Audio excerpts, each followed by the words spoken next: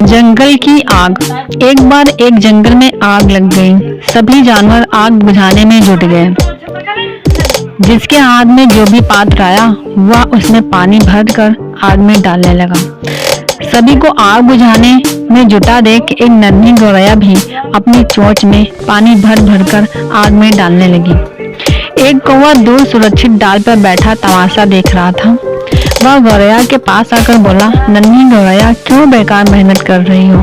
तुम्हारी नन्ही चोंच का बूंद भर पानी इस भयंकर आग को बुझाने में क्या सहायता कर पाएगा?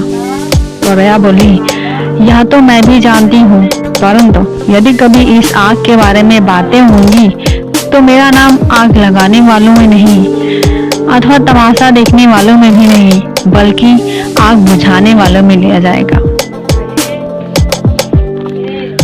तो हमें इस कहानी से ये शिक्षा मिलती है कि हमें अच्छे कर्म करने से पीछे नहीं हटना चाहिए, भले ही उसका फल हमें पूरा ना मिले।